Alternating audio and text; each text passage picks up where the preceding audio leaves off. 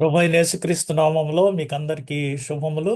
మరి లెంటులోని అనగా శ్రమకాల ధ్యానంలోని 17వ దిన ధ్యానానికి విచ్చేసిన మిమ్మల్ని అందరినీ ప్రభు నామంలో నేను అభినందించుచున్నాను. ఈ దినం యొక్క అంశము విలాపము. మనకి ఏదైనా సమస్య వచ్చినప్పుడు, ప్రాబ్లం వచ్చినప్పుడు మరి ఏ విధంగా విలపిస్తామో దేవుని సన్నిధిలో, అది ఆ యొక్క విలాపము. దీనికి మరి సంబంధించి పత్రిక వాక్య భాగం నుంచి రోమా పత్రిక 8వ అధ్యాయము 14 నుంచి 16 వచనాలు, అదేవిధంగా మార్కు సువార్త 14వ అధ్యాయము మరి 32 నుంచి 34, రెండు వచనాలు, మూడు వచనాలు మాత్రమే ఉన్నవి. అయితే అర్థం చాలా ఎక్కువ. కాబట్టి మనం వాక్యంలోనికి వెళ్దాం. మరి యాక్చువల్గా ఈ దినం నేను మీకు వనములోనికి పోయాను అనే పాట వినిపించాలని అనుకున్నాను. అయితే మరి చివరి క్షణంలో ఈ పాట పెడితే బాగుంటుంది అనేసి నేను చేంజ్ చేసి మరలా ఈ పాట పెట్టాను. ఇది మనం వినబోతున్న పాట ఆంధ్ర క్రైస్తవ కీర్తనల్లో 207వ పాట. శ్రమకాల ధ్యానంలో మరి యేసు ప్రభుకి ఎంత కష్టమైంది, ఎంత గొప్ప బొబ్బ పుట్టెను అనే ఈ పాటని మరి కీర్తిశేషులు ముంగమూరి దేవదాసు గారు మరి రచించారు. ఈయన రాజమండ్రి దగ్గర ఉన్న జేగురుపాడు, కడియం మండలం, తూర్పుగోదావరి జిల్లాకి చెందిన వ్యక్తి. జేగురుపాడు, కడియంలంక ఇవన్నీ కూడా మరి ఆ, చక్కటి నర్సరీస్కి ఫేమస్. ఎంత మంచి నర్సరీస్ ఉన్నాయంటే అక్కడ గిన్నిస్ బుక్ ఆఫ్ వరల్డ్ రికార్డ్స్లో కూడా మరి రికార్డ్ చేయబడి, బీబీసీ న్యూస్లో కూడా ఈ జేగురుపాడు, కడియంలంకలో ఉన్న నర్సరీస్, గులాబీ పువ్వుల గురించి బీబీసీ న్యూస్లో కూడా వారు వివరించారు. అటువంటి ప్రాంతానికి చెందిన వారు. ఈయన మరి బ్రహ్మచారిగా ఉండి లూథరన్ హై స్కూల్లో ఈయన చదువుకున్నారు. 1875వ సంవత్సరం నుంచి 1960 సంవత్సరం వరకు. అప్పటికి మనం ఎవరు మరి మనలో చాలామంది పుట్టి ఉండరు. అయితే బైబిల్ మిషను అని సువర్ణాక్షరములతో వ్రాయబడిన దర్శనాన్ని ఈయన చూచారు. చూచి అందుకని గుంటూరు జిల్లా పెదకాకానిలో ఉన్న మరి ఈ పరిచర్య అంతా ఈయన ఎస్టాబ్లిష్ చేసిందే. అక్కడ ఒక ఆయన దేవదాస్ అయ్యగారు యొక్క సమాధి ఉన్న అక్కడ మట్టిని చాలామంది తీసుకొని వెళ్ళి మరి ఎవరైతే అనారోగ్యంగా ఉంటారో, స్వస్థత కావాలనుకుంటారో, ప్రతి మంగళవారం అనుకుంటే ఏదో వారంలో ఒకరోజు అక్కడి నుంచి వారు ఆ మట్టిని తాకి లేదా మట్టిని తీసుకుని వెళ్ళి, ఈ హైందవులు ఎక్కువగా, నాకు తెలియదు ఈ విషయం యాక్చువల్గా, మరి నాతో పనిచేసే ఒక బ్రాహ్మణుడు నేను ఇలాగా గుంటూరు వెళ్తున్నాను, అక్కడ స్వస్థత కొరకు బైబిల్ మిషన్ స్థాపించిన మరి ఈయన దేవదాస్ గారి సమాధికి వెళ్తున్నాను, నీకైనా మట్టి తీసుకురానా అంటే నేను షాక్ అయ్యాను. అందుచేత పెదకాకాని మరి అనేక మంది దైవజనులకు గుంటూరులో ఫేమస్, గుంటూరు జిల్లాలో. అలాగే పశ్చిమ గోదావరి జిల్లాలో కూడా మరి 2-3 గ్రామాలు, ఆగట్టిపాలెం నుంచి చాలామంది పాస్టర్స్, దైవజనులు ఫేమస్ అక్కడ. వీరి రచనలు మన ఆంధ్ర క్రైస్తవ కీర్తన పుస్తకంలో ఇంకా 9 ఉన్నాయి. దీనికి సంగీతాన్ని చేకూర్చిన వారు డాక్టర్ ఎజ్రా శాస్త్రి, ప్రముఖ క్రైస్తవ సంగీత దర్శకులు, హైదరాబాదు. కొద్ది మాసముల క్రిందట అయినా మన మధ్యకు కూడా వచ్చారు, చక్కటి పాటలు పాడారు. మరి ఆయన యొక్క శ్రీమతి దేవకుమారి, వీరిరువురు కూడా ప్రముఖ సువార్త గాయకులు, హైదరాబాదు. మరి వీరు చేసిన ఈ ఈ యొక్క పాటను మనం ఇప్పుడు ఆలకిద్దాము. ఎంత గొప్ప గొప్ప పుట్టెను.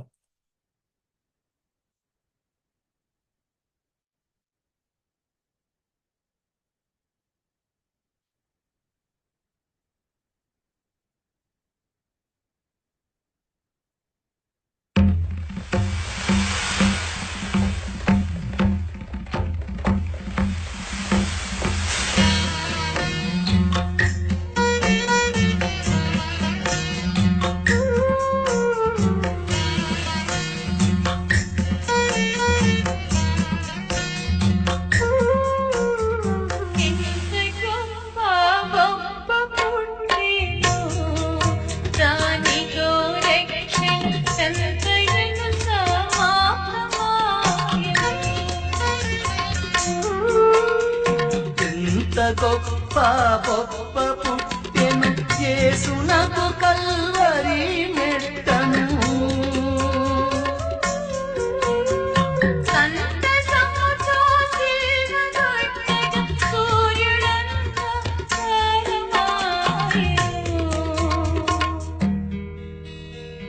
సూర్యుడంధకారమాయెను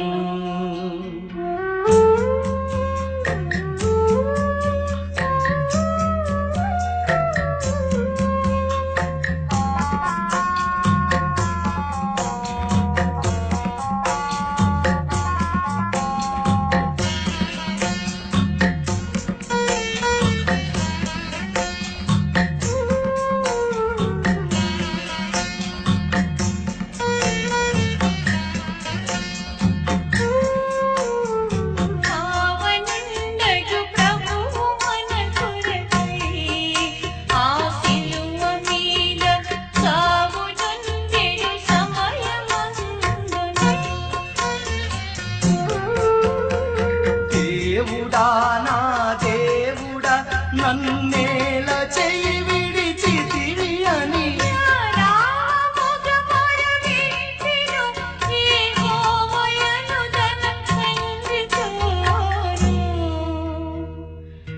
యెహోవయను తన తండ్రితోను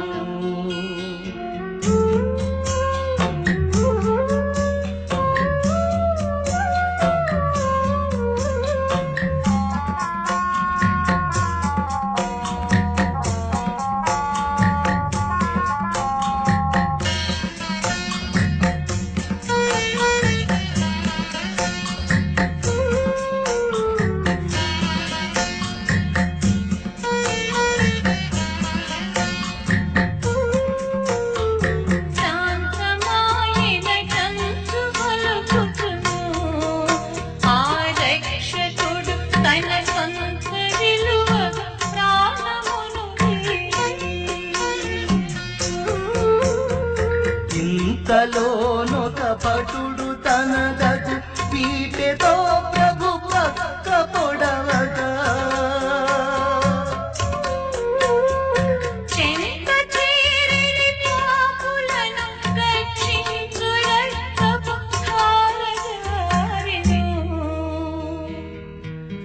రక్షించు రక్తపు ధారగారెను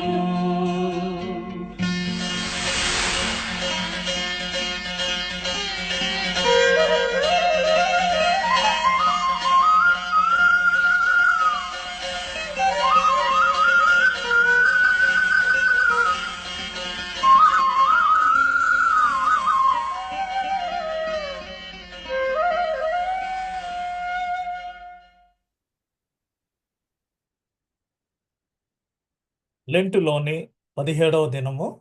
మరి ఈ దినమునకైన అంశము విలాపము. విలాపం అంటే మనం శ్రమల్లో ఉన్నప్పుడు మరి చెప్పుకునే బాధని విలాపం అని మనం అర్థం చేసుకోవచ్చు. దీనికి సంబంధించిన వాక్య భాగాలు మరి రోమా పత్రిక 8వ అధ్యాయము 14 నుంచి 16 వచనాలు. విశ్వాసముతో మొర్ర. విలాపం అంటే ఇందాక చెప్పాను. ఇక్కడ రోమా పత్రికలో దీనికి టైటిల్ ఏమి ఇచ్చారంటే విశ్వాసముతో మనము మొర్ర పెడతాం. అంటే with confidence we are asking something. అంతేగాని విశ్వాసం లేకుండా మొర్ర పెడితే ఉపయోగం ఉండదు. 14వ వచనం, దేవుని ఆత్మ చేత ఎందరు నడిపింపబడుదురో వారందరూ దేవుని కుమారులై ఉందురు. ఎలయనగా మరలా భయపడుటకు మీరు దాస్యపు ఆత్మను పొందలేదు కానీ దత్తపుత్రాత్మను పొందితిరి. ఆ ఆత్మ కలిగిన వారమై మనము అబ్బా తండ్రి అని మొర్ర పెట్టుచున్నాము. అందుకని ఒక చక్కని పాట పాడుతూ ఉంటాం, రాజాది భవనములో అని. ఆ పాటలో అబ్బా తండ్రి అని మనం పాడుతున్నాం. దట్ ఈస్ రియల్గా మనము తండ్రికి మొరపెడుతూ చేసే ఆరాధన. ఎక్కువ ఆరాధన పాటల కింద అది యూస్ చేస్తున్నాం, అబ్బా తండ్రి అని. ఇక్కడ మనము దేవుని పిల్లలమని ఆత్మ తానే మన ఆత్మతో కూడా సాక్ష్యం ఇచ్చుచున్నాడు. ఎవరైతే ఆయన యందు విశ్వాసం ఉంచారో వారందరూ మరి దేవుని పిల్లలగుటకు ఆయన అధికారం ఇచ్చినని యోహాను సువార్తలో ఉంది. మరి మనము దాస్యపు ఆత్మను, అంటే ఎంతసేపు వంగి ఉండే అటువంటి ఆత్మను పొందలేదు మనము దత్తపుత్రాత్మను పొందితిమి. దేవుని ఆత్మ మనలో ఉంచారు కాబట్టి మనము దేవునితో డైరెక్ట్గా సంబంధం కలిగి ఉన్నాం. అంతేగాని మధ్యలో మీడియేటర్ ఎవ్వరు అక్కర్లేదు. ఇది చాలా మంది పొరపడే విషయం. అయితే ఎక్కువ మంది కలిసి ప్రార్థన చేయటం మంచిది. అయితే కానీ మన అవసరాల గురించి ఇంకొకరిని ప్రార్థన చేయటం అనేది అంత కాదు. దేవుడు మనల్ని ప్రార్థన చేయమని అడుగుతున్నాడు. అబ్బా తండ్రి అని మనం మొరపెట్టుచున్నాం. ఆ విధంగా చేయటానికి మనము ప్రయత్నించాలి. ఎందుకంటే మన అవసరాలను ఇంకొకరు చెప్తే అది సెకండ్ పార్టీ అయిపోతుంది. కొన్ని వారు మరి ఎన్క్రిప్ట్ చేయొచ్చు. కాబట్టి మనము అందుకనే ఈ మీడియేషన్ గురించి చెప్తూ నేను ఎక్కువసార్లు చెప్తూ ఉంటాను. పశ్చిమ గోదావరి జిల్లా ఏలూరు పట్టణంలో అక్కడికి వెళ్ళేటప్పటికి దర్బార్ అగరబత్తి అని అడ్వర్టైజ్మెంట్ ఉంటుంది. ఆ అడ్వర్టైజ్మెంట్ కింద వాడు ఏమి రాస్తారంటే, భగవంతునికి భక్తునికి అనుసంధానమైనది దర్బార్ అగరబత్తి. అంటే దర్బార్ అగరబత్తి వెలిగించి వారు చెప్పేటప్పటికి భగవంతుడు ఆలకించేస్తాడు అనే ఒక రకమైన ఫీలింగ్ని ఆ అడ్వర్టైజ్మెంట్ ద్వారా ప్రజలకు ఇస్తూ వాడు మరి బిజినెస్ అతను డెవలప్ చేసుకుంటున్నారు. ఇక్కడ అలా కాదు. మనము మనకున్న సమస్యల నిమిత్తమై దేవునితో విలాపము చేసినప్పుడు, అబ్బా తండ్రి అని మొరపెట్టినప్పుడు, విలాపం అంటే మొరపెట్టడం అని కూడా మనం అర్థం చేసుకోవచ్చు. దేవుడు మన మొర ఆలకించుతాడు. అందుకనే దీనికి టైటిల్ విశ్వాసముతో మొర్ర. మనము దేవుని పిల్లలమని ఆత్మ తానే మన ఆత్మలో కూడా సాక్ష్యం ఇచ్చుచున్నాడు.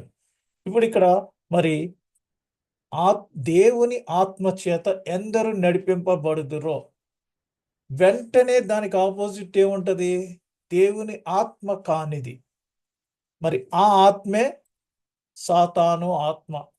మరియు దాని యొక్క స్వభావం ఎలా ఉంటుందో మనం గమనిద్దాం. ఎందుకంటే ఈ లోకంలో మరి కొంతమంది ఈ ఆత్మను కలిగి ఉంటారు, కొంతమంది ఆ ఆత్మను కలిగి ఉంటారు, కొంతమంది ప్రకృతి సంబంధులు అనగా ఎథీస్టుల కింద, లేకపోతే పంచభూతాలనే నమ్మేటట్టు ఈ టైపు రకరకాలుగా ప్రకృతి సంబంధులు, దైవ సంబంధులు, ప్రకృతి సంబంధులు. ఇలా మీరు మరలా భయము మరియు భయమునకు లోనయ్యే బానిసత్వ ఆత్మను పొందలేదు. ఇందాక దానికి చక్కటి క్లారిఫికేషన్ ఇక్కడ దొరుకుతున్నది. మనం బానిసలం కాదు, మనం అందరం విడిపించబడ్డాం.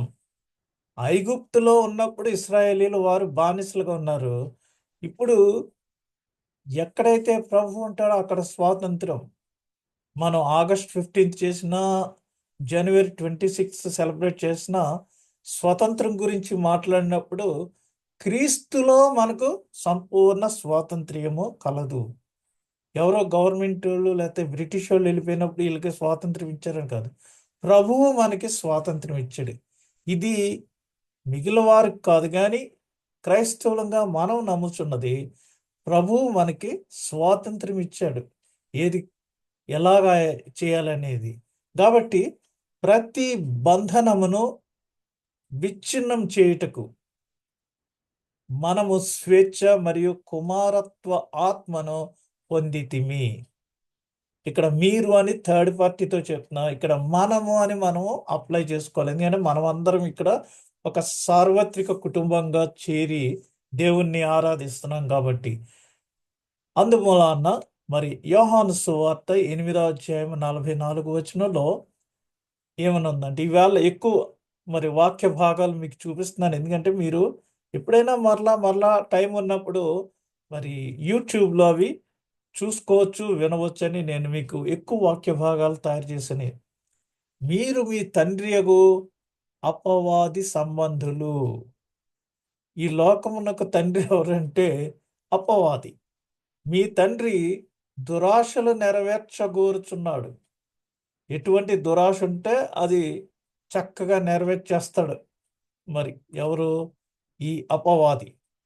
ఆది నుండి వాడు నరహంతకుడయ్యుండి సత్యమందు నిలిచిన వాడు కాడు. వాని యందు సత్యమే లేదు. రాజకీయ నాయకులు ఎక్కువగా సత్యాలు పలుకుతూ ఉంటారు. అవి ఎంత సత్యాలో మనకి తెలుసు. ఎలక్షన్లకు ముందు ఒక చెప్తారు, తర్వాత ఆ మాట యందు వారు నిలిచి ఉండరు. ఎందుకనగా వారు లోక సంబంధులు కాబట్టి. మరలా ఏం చెప్తున్నారు? వాడు అబద్ధమాడినప్పుడు తన స్వభావమును అనుసరించి మాట్లాడును. ఇదే టెక్నిక్ చాలా మంది మరి ఇతరుల దగ్గర ధనము అప్పు చేయటానికి ఈ టెక్నిక్ వాడతారనమాట. చాలా నైస్గా చెప్పి వారికి ఏ విధంగా వెయ్యాలో ఆ విధంగా ఆ స్వభావాన్ని అనుసరించి మాట్లాడతారు. ఆదిలో మరి అవ్వమ్మ దగ్గరికి సాతాను వచ్చినప్పుడు, ఏంటి నువ్వు ఆ పండు తింటలేదా? నీకు తెలీదా పండు తింటే ఏమవుతుందో? ఎందుకు వెయిట్ చేస్తున్నావు? తొందరగా తినేసి నీవు మరి దేవదూతల కింద అయిపోతారు మీరు అని ఎంత నైస్గా స్త్రీ దేనికి టెంప్ట్ అవుతుందో. మరి ప్రస్తుత కాలంలో అయితే షాపింగ్లో పలానా చోట డిస్కౌంట్ బాగా ఇస్తున్నారు, మంచి ఇవి ఉన్నాయంటే వెంటనే పరిగెడతారు. ఓపిక లేకపోయినా మరి పరిగెడతారు.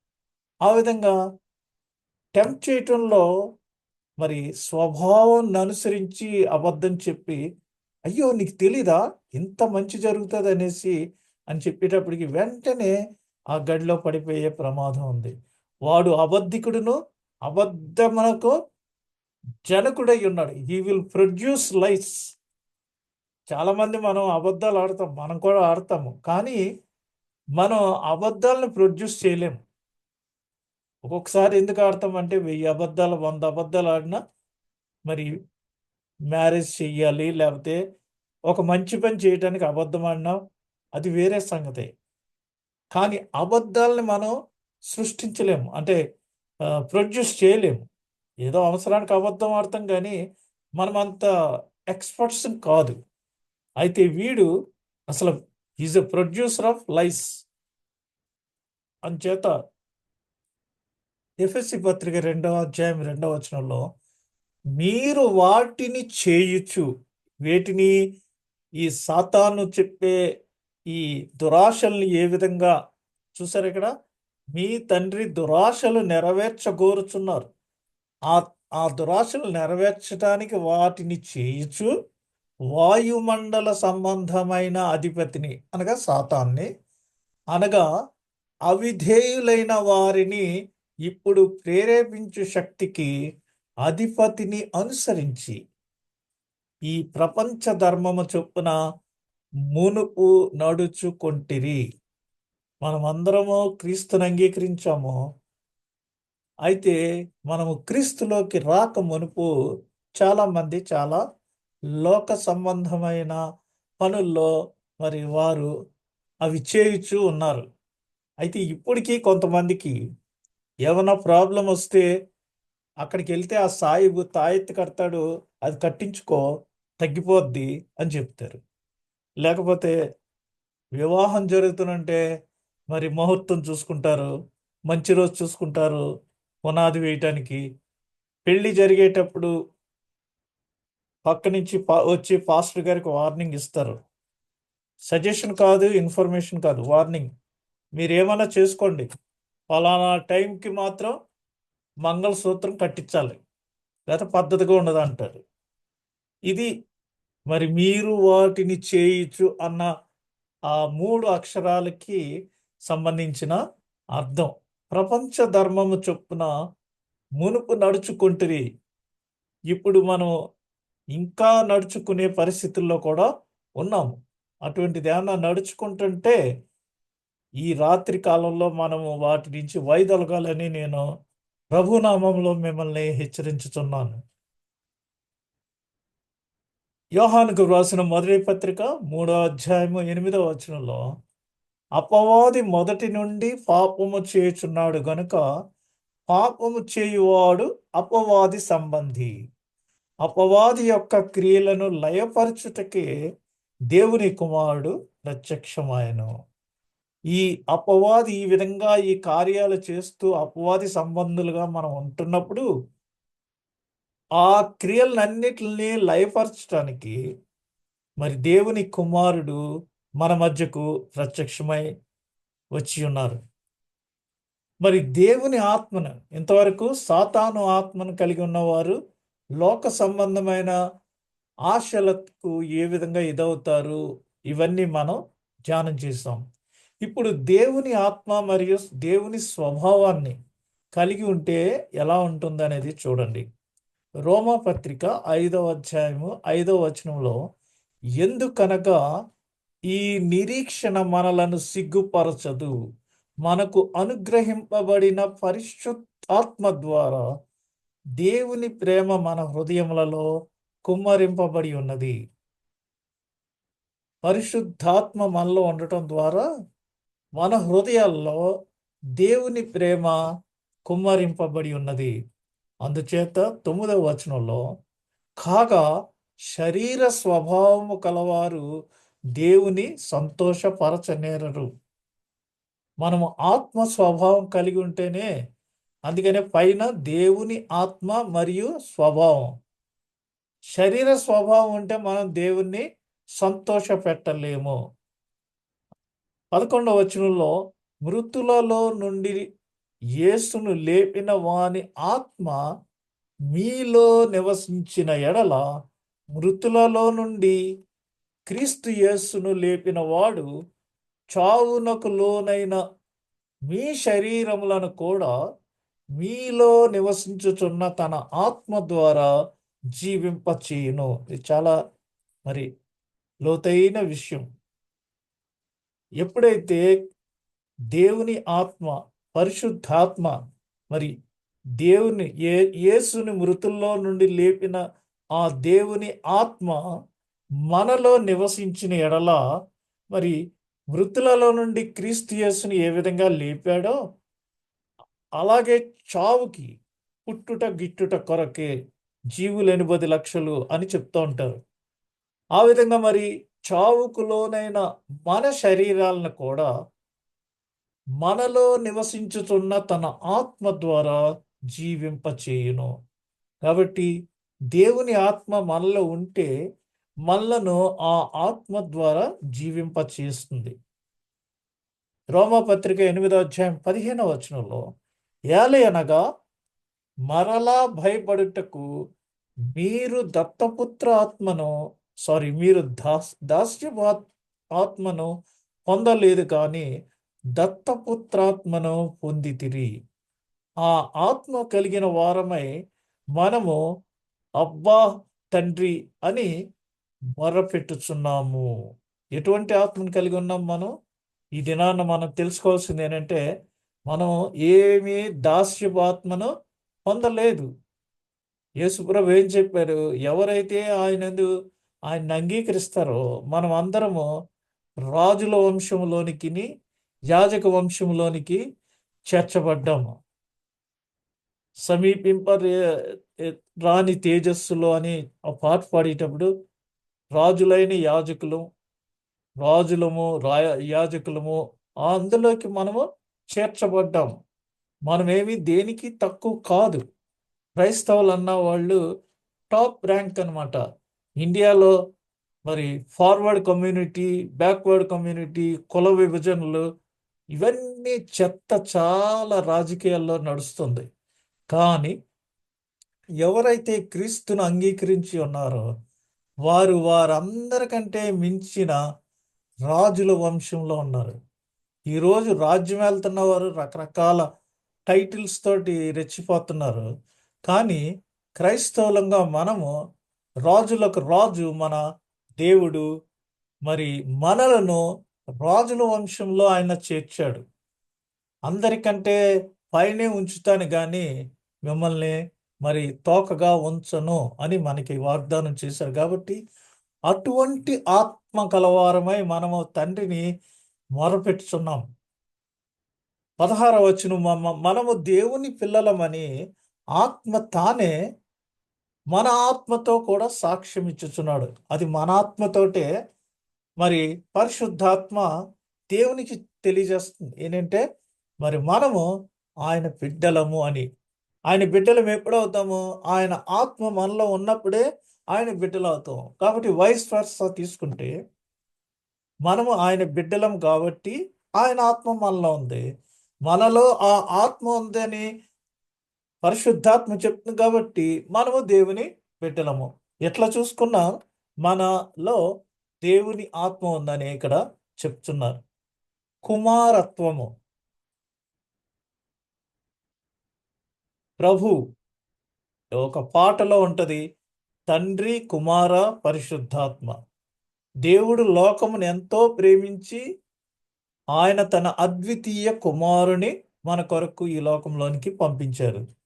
ఇప్పుడు మరి పురుషోత్తం చౌదరి గారు రాసిన ఈ పాటలో యెహోవా మా తండ్రి కాడా, ఇందాకే అబ్బా తండ్రి అని చెప్తున్నాం చూసారా, దాన్ని ఆయన యెహోవా మా తండ్రి కాడా, యేసుడు మా అన్న కాడా, మోక్షనగరు మా పుట్టినిల్లు, సత్యదూతల్ మా స్నేహితులు, పేతురాది సకల పోస్తులు మా బంధువులు, ఇంకా నాకేంటి కొదువా, నేను ఒంటరి వాడిని కాను. I'm a member of this big universal family. This belongs to heaven. ఇక్కడ మనం ఏదో అక్కడ అమెరికాలో ఉన్నాము, యూరోప్లో ఉన్నాము, దుబాయ్లో ఉన్నాము అని ఆ పాస్పోర్ట్ ఇండెక్స్ చూసి మనం ఏమి రెచ్చిపోక్కర్లేదు. మన ఒరిజినల్ పాస్పోర్టు పరలోకానికి సంబంధించింది, పౌరసత్వం. కాబట్టి మరి మనం యేసుడు మా అన్న కాడ అంటే అప్పుడు మనము కూడా దేవునికి కుమారులమవుతాం. కాబట్టి మనం అందరము అడాప్టెడ్ సన్స్, మనమందరము ప్రథమ సంతానమే. మళ్ళీ చిన్నోడు పెద్దోడు రాజరికం వచ్చేటప్పటికి జ్యేష్ఠుడికే రాజ్యం కట్టబెడతారు. అలా కాదు, ఇక్కడ మనం రాజవంశీకులమయ్యాము అన్నప్పుడు మనం అందరము కూడా ప్రథమ సంతానం కిందే దేవుడు పరిగణిస్తున్నాడు. మనందరినీ ఆయన దత్తత చేసుకున్నాడు. ఆయన కుటుంబంలో జన్మించిన వారిలాగే అదే హక్కులు మరియు అధికారములను మనము పంచుకుంటాం. కేవలం మరి ఆయన కుమారులు దత్తత తీసుకుంటాం అనేది కాకుండా మనకి అధికారం ఇస్తున్నారు, హక్కులు ఇస్తున్నారు. అదేంటంటే చూడండి, గలతీ పత్రిక 4వ అధ్యాయము 5వ వచనంలో మనము దత్తపుత్రులము కావాలనని ధర్మశాస్త్రమునకు లోబడి ఉన్న వారిని విమోచించుటకై ధర్మశాస్త్రమునకు లోబడిన వాడాయను. ఆయన ధర్మశాస్త్రానికి లోబడి మనలందరినీ దత్తపుత్రులు చేయటానికి మరి మనల్ని విమోచించి ఆయన మరి ధర్మశాస్త్రానికి లోబడి మనల్ని విమోచించాడు. ఎఫెసీ పత్రిక 1వ అధ్యాయం 5వ వచనంలో తన చిత్త ప్రకారమైన దయా సంకల్పము చొప్పున యేసుక్రీస్తు ద్వారా తనకు కుమారులనుగా స్వీకరించుటకై మనలను ముందుగా తన కోసము నిర్ణయించుకొని మనల్ని తన కుమారులుగా స్వీకరించడానికి మరి ఆయన చిత్త ప్రకారమైన దయా సంకల్పం చొప్పున యేసుక్రీస్తు ద్వారా మరి ఇది చేశారు. 15వ వచనంలో ఏలయనగా మరలా భయపడేటకు మీరు దాస్యపు ఆత్మను పొందలేదు కానీ దత్తపుత్రాత్మను పొందితిరి. సో మన బిహేవియర్ ఎలా ఉండాలంటే ఏదో వంగి వంగి విధేయత కలిగి ఉండాలి క్రైస్తవులంగా మనము. అయితే మనుషులకి అటువంటి బానిసత్వంతో కూడిన విధేయత మనకు అక్కర్లేదు. మనము దత్తపుత్రాత్మను పొందితిమి, మనమందరము రాజవంశీకులము. ఆ ఆత్మ కలిగిన వారమై మనము అబ్బా తండ్రి అని దేవునికి మొరపెట్టుచున్నాము. ఈ అబ్బా తండ్రి అనేది మరి బానిసల యజమానునికి అబ్బా అని పిలవటానికి అనుమతించబడలేదు. అయితే ఇక్కడ అరబీ దేశంలో మరి ఇంట్లో పనిచేసే వాళ్ళందరూ వాళ్ళ యజమానిని బాబా, మామ అని పిలుస్తుంటారు. అలా కాదు. మరి యజమానుడు అంటే యజమానుడు, పనికత్తెలు లేదా పనివారంటే పనివారు. యజమానునికి అబ్బా అని పిలిచే యోగం లేదు యాక్చువల్గా. అది వారు పిలుస్తున్నారు కానీ. అలాగే ఉంపుడు కత్తికి ఇమ్మా అని చెప్పుటకు మరి అనుమతించబడలేదు. ఉంపుడు కత్తి తల్లి లెక్కలోకి ఎలా వస్తుంది? కాబట్టి మరి తండ్రి, అబ్బా తండ్రి అని, ఇమ్మా అని పిలవటానికి అనుమతించబడలేదు. అంచేత మనం కూడా మరి మనకి పరలోకమందున్న ఒకే ఒక తండ్రి ఉన్నాడు, పరమ తండ్రి. అందుకని చక్కటి పాట ఉంది. పరమ తండ్రి నిన్ను కీర్తింతును, పరమపుత్రాశ్చర్య అని. మరి పరమ తండ్రి నిన్ను కీర్తింతును, నా అన్నీ కూడా, నాకున్న అన్ని టాలెంట్స్తో కూడా నేను కీర్తిస్తాను అని ఒక చక్కటి పాట ఉంది. ఎప్పుడైనా మీకు వినిపిస్తాను. ఆ పరలోకమందున్న తండ్రిని మనము అబ్బా తండ్రి అని పిలవాలి కానీ ఇహలోకంలో ఉన్న అందరినీ మనము మరి ఆ భాషతో పిలవటానికి సబబు కాదు. ఇది వాక్యపరంగా మనము తెలుసుకోవాల్సిన విషయము. అందుకని యేసు ప్రభు శిలువలో మరి పలికిన 7 మాటల్లో చివరిగా 7వ మాటలో తండ్రి నీ చేతికి నా ఆత్మను అప్పగించుచున్నాను అన్నాడు. అని దానికి ముందు సమాప్తమైనది అని చెప్పినప్పుడు ఆయన ఎందు నిమిత్తమైతే ఈ లోకంలోనికి వచ్చారో మానవునికి దేవునికి తెగిపోయిన సంబంధాన్ని తిరిగి రీఇన్స్టేట్ చేయటానికి, తిరిగి మరి రీఇన్స్టాల్ చేయటానికి, తిరిగి పునరుద్ధరించటానికి ఆయన ఈ లోకంలోనికి వచ్చి ఆ తెగిపోయిన సంబంధాన్ని తిరిగి మరి మామూలు పరిస్థితుల్లోకి తీసుకుని వచ్చి తండ్రి అని మనము పిలవగలిగే ఆ అర్హతని, ఆ క్వాలిఫికేషన్ని మనకు ఆయన అనుగ్రహించి ఉన్నాడు. అందుచేత మనము మన పరలోకమందున్న తండ్రిని తండ్రి అని పిలవాలి. మనం ఏ ప్రార్థన చేసినా మరి చివర్లో పరలోకమందున్న మా తండ్రి అని చెప్తాము. అది ఎవరి ద్వారా తండ్రి అని? యేసు నామమున అని చెప్తాము. Through Jesus only is our father. యేసుడు మన అన్న, అంతేగాని రేవంత్ అన్న మన అన్న కాదు. తెలంగాణ ప్రజలకు యేసుడు మన అన్న, యెహోవా మన తండ్రి. కాబట్టి ఈ రిలేషన్ని మనం కలిగి మనము దాస్యపు ఆత్మను కాకుండా దత్తపుత్రాత్మను పొంది దానికి తగిన విధంగా మనము మరి నడుచుకున్న వల్లనే ఈ సాయంత్రం సమయంలో నేను ఈ జూమ్ కార్యక్రమంలో ఉన్న మీ అందరినీ హెచ్చరించుతున్నాను. 2వ వాక్య భాగంగా మార్కు సువార్త 14వ అధ్యాయము 32 నుంచి 34 వచనాలు. మెలకువగా ఉండుడి, బీ అలర్ట్, మెలకువ కలిగి ఉండండి. దీని విషయమై యేసు ప్రభు మరి అనేకమైన ఉపమానాల్లో చెప్చూ ఆయన బుద్ధిగల కన్యకలు, 10 మంది బుద్ధిగల కన్యకల గురించి కూడా వారు ఏ విధంగా మెలకువ కలిగి ఎదురు చూచుతున్నారో మనకి సాదృశ్యంగా పరలోక రాజ్యానికి సంబంధించిన ఆ నమూనాని మనుష్య కుమారుడు వచ్చినప్పుడు ఎలా మేలుకు నుండి ఆయన ఎదుర్కోవాలనేసి తెలియజేస్తున్నారు. ఇక్కడ మరి వారు గెత్సెమనే అనబడిన చోటునకు వచ్చినప్పుడు ఆయన నేను ప్రార్థన చేసి వచ్చు వరకు మీరిక్కడ కూర్చుండుడని తన శిష్యులతో చెప్పి పేతురును, యాకోబును, యోహానును వెంటబెట్టుకొని పోయి మిగుల విభ్రాంతి నొందుటకును చింతాక్రాంతుడొకటకును ఆరంభించెను. అప్పుడు ఆయన, నా ప్రాణము మరణమగునంతగా దుఃఖములో మునిగి ఉన్నది, మీరిక్కడ ఉండి మెలకువగా ఉండుడని వారితో చెప్పెను. కాబట్టి ఈ దినము మరి సువార్త వాక్య భాగం నుంచి మన టైటిల్ ఏంటంటే మెలకువ కలిగి ఉండటం. అన్నిటికీ కలిపి మరి విశ్వాసంతో కూడిన మొర్ర, విశ్వాసపు కలవరం ఇది. ఈ కలవరములో విశ్వాసపు మొర్ర, విశ్వాసంతో కూడిన మొర, మెలకుతో కలిగి ఉండటం, ఇవన్నీ కూడా మరి ఈ యొక్క కలవరం వలన మరి విలాపం, యేసు ప్రభు విలాపం చెందుచు తండ్రికి తను మరి ప్రార్థన చేయొచ్చు. మనకి చెప్పే విషయం ఏంటంటే విశ్వాసంతో మొరపెట్టాలి, మెలకువ కలిగి ఉండాలి.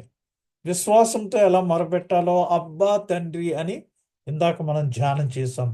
ఎందుకంటే ఆయన మనకు తండ్రి కాబట్టి విశ్వాసంతో మనము ఆయనకి మొరపెట్టచ్చు.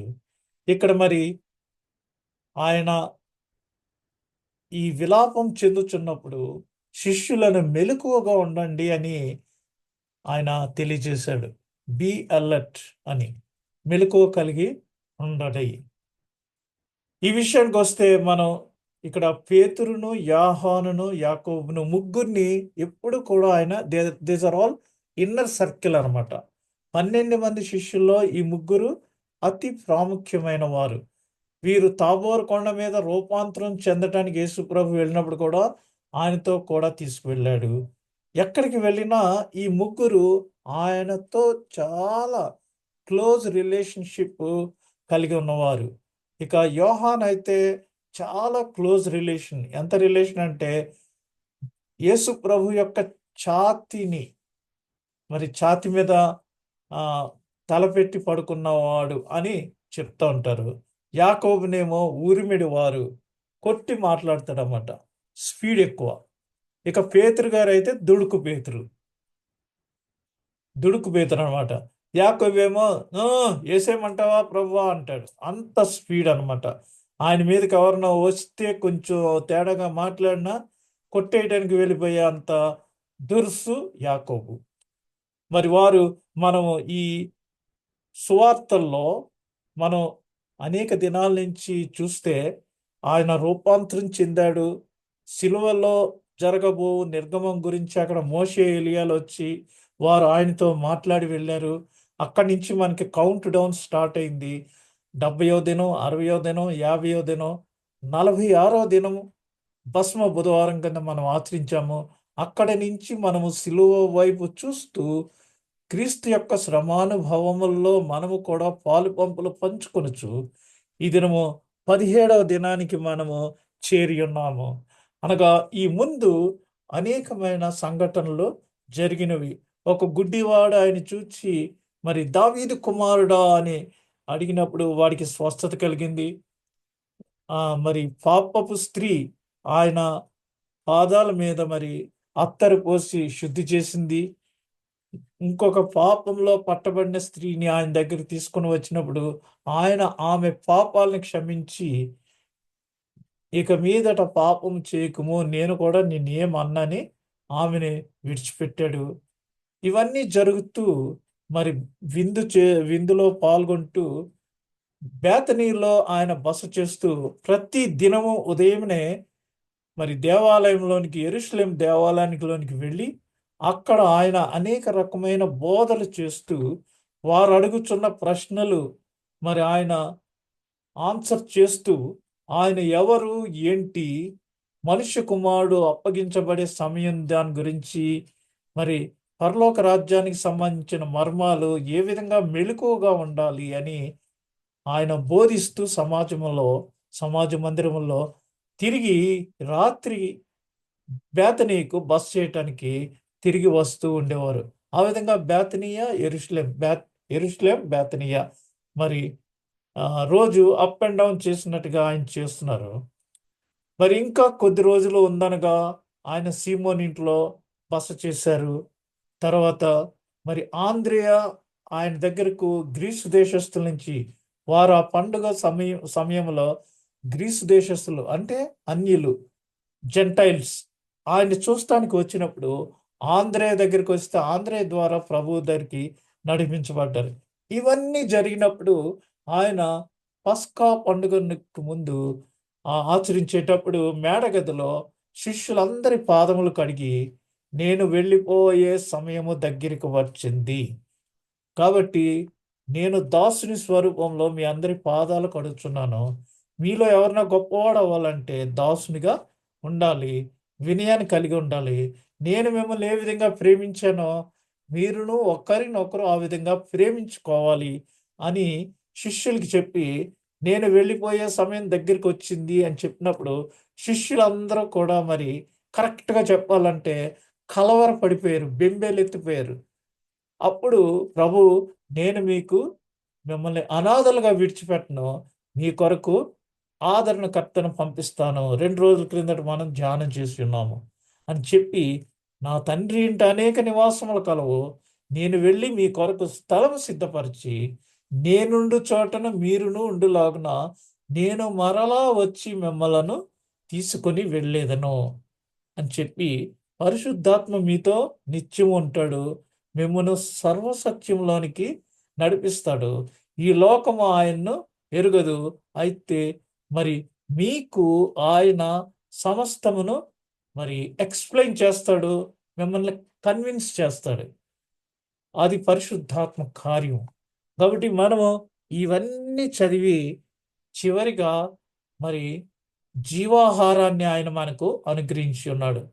చిరజీవాన్నము, జీవాహారము లేదా చిరజీవాన్నము. అది తాను అప్పగించబడే రాత్రి మరి శిష్యులకిచ్చి, ఇది మీరు నన్ను జ్ఞాపకం చేసుకొనుటకు చేయుడి అని ఇవన్నీ చెప్పి, ఒక వీలునామాలని ఆ నూతన నిబంధన మన కొరకు తయారు చేసి ఇచ్చి, అది శిష్యులకి ఎక్స్‌ప్లెయిన్ చేసి, ఆ భోజనమైన తర్వాత పస్కా విందు అనంతరము వారు మరి ఒలీవల కొండకు బయలుదేరారు. ఆ కెద్రోను వాగులో నుంచి వారు ప్రయాణం చేసి కె కెద్రోను వాగు దాటిన తర్వాత ఒలీవల కొండ దగ్గర ఈ గెత్సెమనే వనం ఉంది. అక్కడ ప్రార్థన చేసుకుంటానికి ఆయన వచ్చారు.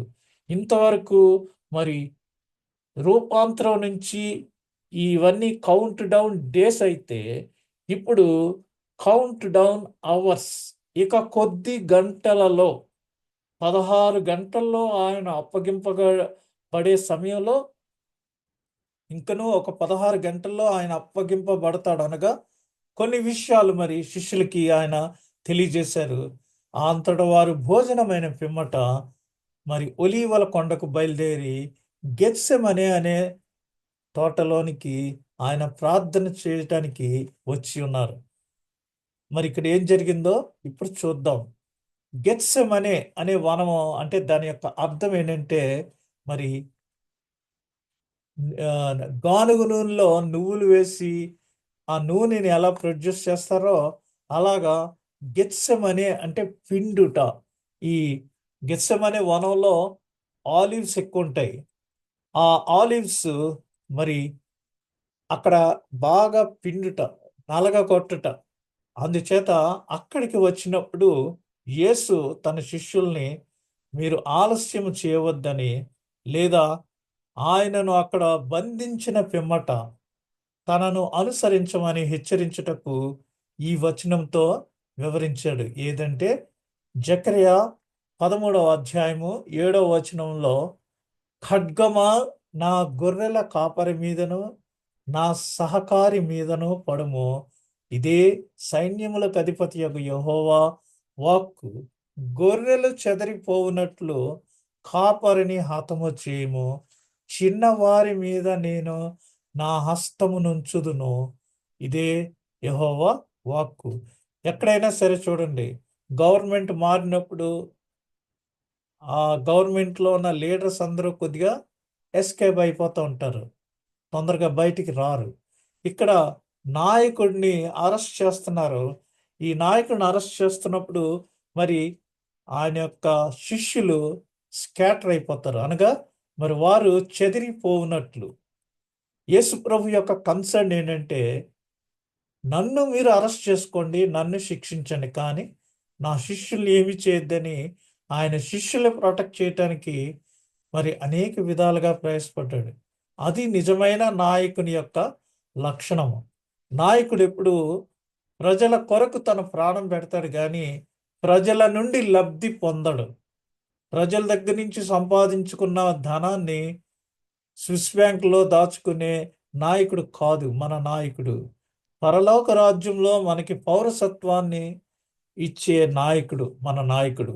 కాబట్టి ఇహలోక సంబంధమైన నాయకులు కాదు మనకి, పర సంబంధమైన నాయకునితో మనము సంబంధము కలిగి ఉందాం. ఇక్కడ ఈ లోకంలో చాలా మంది గురువుగారులు అంటారు.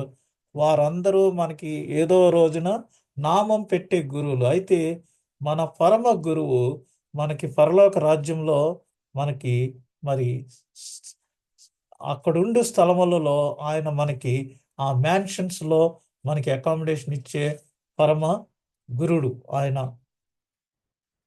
ఆయన వారికి ప్రోత్సాహకరమైన మాట కూడా ఇచ్చాను. ఏంటంటే టు ఎంకరేజ్ దెమ్. ఎందుకంటే వారు భయపడుతున్నారు. అయ్యో, మా గురువు గారు వెళ్ళిపోతే మమ్మల్ని ఏం చేస్తారో, మమ్మల్ని రక్షించే వాళ్ళు ఎవరు లేరిక అని మరి వారు భయపడుతూ ఆయన మృతులలో నుండి లేచి గలిలయలో వారిని కలుసుకొనును. నేను కలుసుకుంటాను మిమ్మల్ని.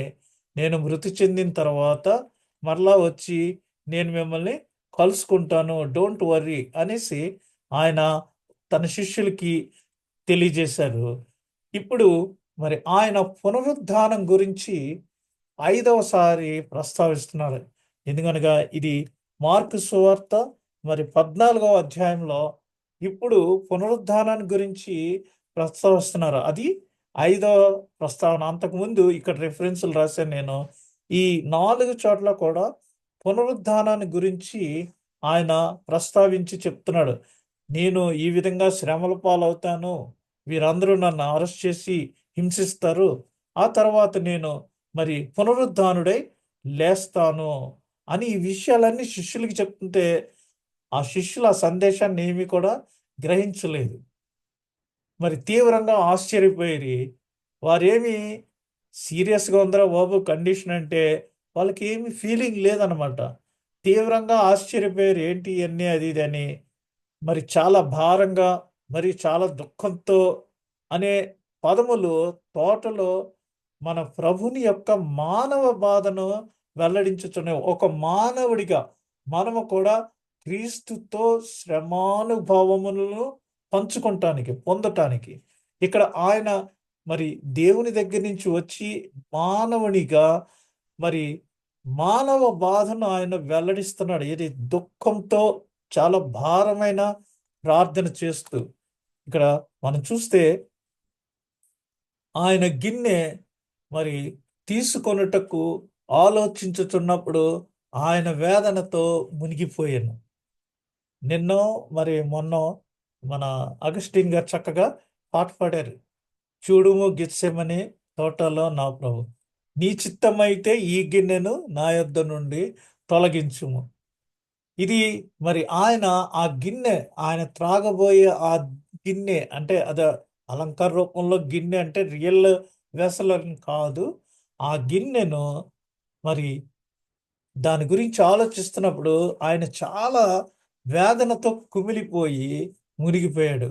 అప్పుడు చూడండి, హెబ్రీ పత్రిక 5వ అధ్యాయం 7వ వచనం, శరీరధారి అయి ఉన్న దినములలో మహారోదనముతోనూ కన్నీళ్లతోనూ తన్ను మరణము నుండి రక్షింపగలవానికి ప్రార్థనలను యాచనలను సమర్పించి భయభక్తులు కలిగి ఉన్నందున ఆయన అంగీకరింపబడెను. మరి ఎవరైతే దీని నుంచి రక్షిస్తారో వారికి ఆయన ప్రార్థన చేస్తూ భక్తి భయభక్తులు కలిగి ఉన్నారు. ఏంటంటే ప్రార్థన చేస్తున్నారు, తండ్రి నీ చిత్తమైతే ఈ గిన్నెను నా యొద్ద నుండి తొలగించుము, అయినను నీ చిత్తమును జరిగించుము అని ఆ గిన్నె తీసుకొనుట గురించి ఆయన ఎంతో భారం కలిగి విలాపము విలపించుచు ఏడ్చుచు ప్రార్థన చేశారు. ఆయన కుమారుడయ్యుండియు తాను పొందిన శ్రమల వలన విధేయతను నేర్చుకునెను. మరి తండ్రికి ఆయన కుమారుడు తలుచుకుంటే ఏమైనా చేయవచ్చు. ఈరోజు మరి రాజకీయ నాయకులు వాళ్ళ పిల్లలు మరి ఎలాగ రెచ్చిపోతున్నారో మనం చూస్తున్నాము. మరి ఆయనకున్న కెపాసిటీకి ఒక రా ఒక రా దేవుని కుమారుడుగా మరి ఆయన ఈ శ్రమలు పొందటం ద్వారా ఎంతో విధేయతను నేర్చుకున్నారు. శిలువపై మరి పాపముగా మార్చబడుట మరియు తండ్రి నుంచి వేరు చేయబడుట, ఇది ఆయన భరించలేని బాధ. ఎందుకనగా ఆ ఎడబాటు మనకి ఎవరైనా లవ్డ్ వన్స్, బాగా కావలసిన వాళ్ళు మన నుంచి మరణం విడదీసినప్పుడు మనం ఎటువంటి బాధతో తట్టుకోలేమో, మరి మనందరి కొరకు ఆయన పాపముగా మారి సిలువలో పాపముగా మార్చబడి ఆ బాధను అనుభవిస్తున్నప్పుడు మరి ఆయన స్నేహితులునికి మరియు వారి ప్రార్థనలు ఆయనకు చాలా అవసరమై అర్థమైనవి. ఎందుకంటే తనతో ఉన్న శిష్యులు, తనతో ఇంతకాలము అసోసియేట్ అయి ఉన్న వారి యొక్క ప్రార్థనలు, సపోర్ట్, ఎంకరేజ్మెంట్ కావాలని మీరు నా కొరకు ప్రార్థన చేయండి. మనలో ఎవరికైనా శోధన వచ్చినా, యాంగ్జైటీ వచ్చినా, ప్రాబ్లం వచ్చినా ఫోన్లు చేసి లేదా గ్రూప్లో పెట్టి ప్రార్థన విజ్ఞప్తి అని మా కొరకు ప్రార్థన చేయండి అని అందరి సపోర్ట్ కొరకు మరి యేసు ప్రభు కూడా మరి అదే విధంగా, అనగా మనం యేసు ప్రభు చేసినట్టుగా ఇక్కడ మనం చేస్తున్నాం. అంతేగా మనం చేసినట్టు యేసు ప్రభు కాదు.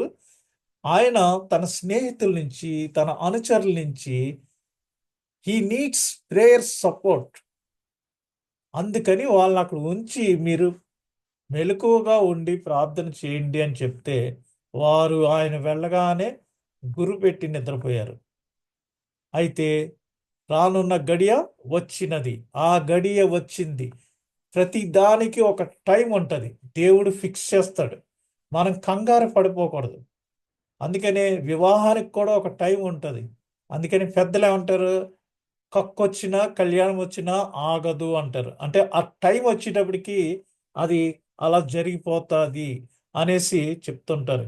ఇక్కడ యోహాను సువార్త 2వ అధ్యాయం 4వ వచనంలో ఒక వాక్యం ఉంది. మరి 7వ అధ్యాయం 30వ వచనంలో, అందుకు వారు ఆయనను పట్టుకొన యత్నము చేసిరి గాని ఆయన గడియ ఇంకను రాలేదు గనుక ఎవడను ఆయనను పట్టుకొనలేదు. ఈ లాస్ట్ వీక్, ఈ చివరి వీక్ అంతా కూడా పస్కా పండుగకు మునుపు ఆయన్ని ఏదో విధంగా పట్టుకోవాలని ప్రయత్నాలు చేశారు. కానీ మరి జనాల్లో ఆందోళన వస్తుందని, తిరుగుబాటు వస్తుందని, లేదా చాలా పెద్ద గొడవ అవుతుందని ఆయన పట్టుకోవటానికి ఎవరు తెగించలేదు. ఇక్కడ 8వ అధ్యాయం 20వ వచనంలో, ఆయన దేవాలయంలో బోధించుచుండగా కానుక పెట్టి ఉన్న చోట ఈ మాటలు చెప్పాను. అక్కడ పేద విధవరాలు మరి తనకున్న 2 కాసులు వేసింది. ఇవన్నీ జరుగుతున్నప్పుడు ఆయన ఈ మాటలు చెప్పాడు. ఏంటంటే ఆయన గడియ ఇంకను రాలేదు గనుక ఎవడును ఆయనను పట్టుకొనలేదు. ఇక్కడ చూస్తే మనం మరి ఈ యొక్క చిన్న వీడియో క్లిప్లో, ఇది కరుణామయుడిలోంచి తీసిన వీడియో క్లిప్. ఇక్కడ ఆయన ఎంత మరి వేదనతో ప్రార్థన చేశారు. యాకోబు, యోహాన్, మీ ముగ్గురు నాతో రండి. మత్తయ్య, మిగిలిన వారందరూ ఇక్కడే ఉండండి. నా శాంతిని మీకు అనుగ్రహిస్తున్నాను. ఏ శోధన రాకుండా ప్రార్థన చేయండి. అలాగే ప్రభు.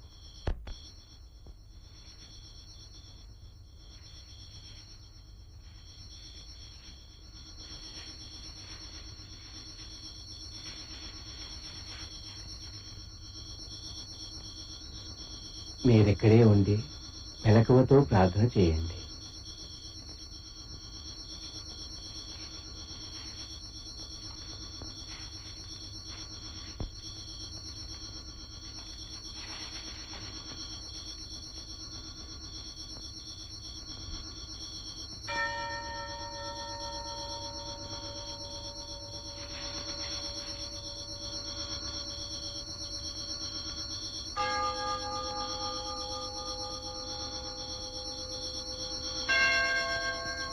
తండ్రి, లోకారంభమునకు పూర్వమే నీవు నన్ను మహిమపరిచినట్లు ఇప్పుడు కూడా నీవు నన్ను మహిమపరచుము.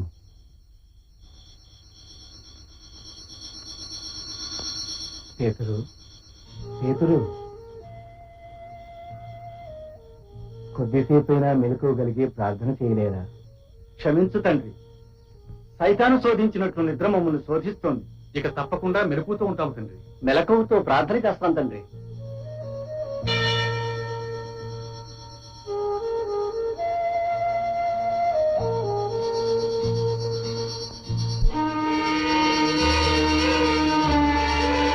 ఇంత రాత్రి వేళ యేసు ఎవరో శిష్యులు ఎవరో తెలుసుకోవడమేనా? మీరు చూస్తుండగా నేనెవరిని ముద్దు పెట్టుకుంటాను, అతని యేసు. తండ్రి, ఇంతవరకు ఏమి జరిగినా నీ చిత్త ప్రకారమే జరిగింది.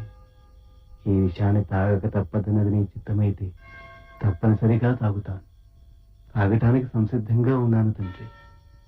నీ చిత్తమే నెరవేర్చుకో.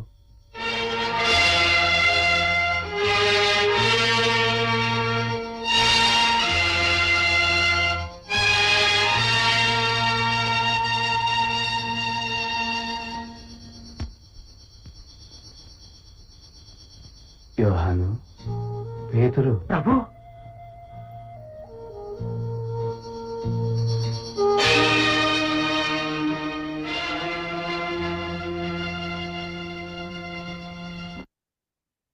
సో మరి ఆ గడియ వచ్చింది.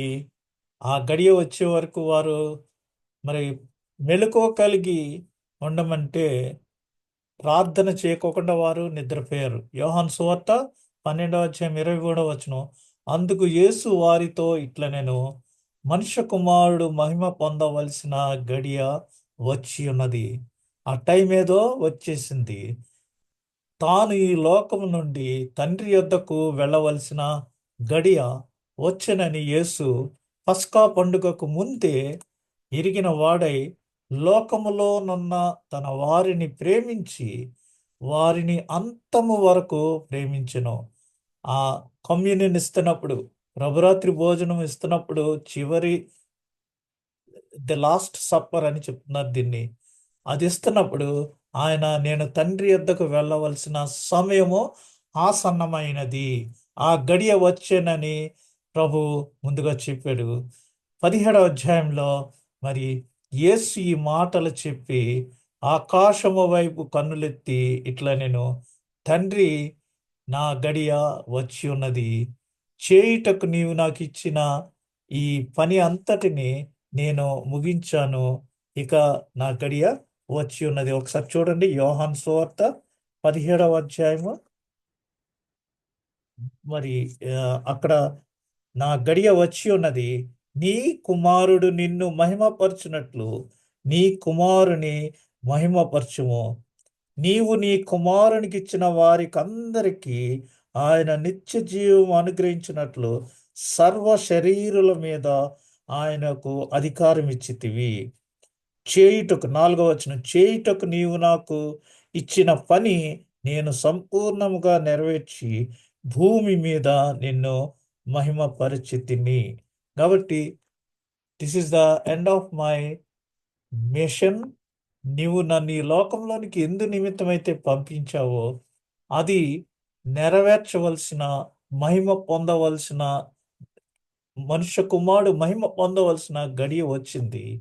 ఈ గడియకు కొరకే మరి ఎదురు చూస్తున్నారు. యూదా వచ్చాడు. మరి మామూలుగా అందరిలో ఆయన్ని అరెస్ట్ చేస్తే గొడవలు అవుతాయనేసి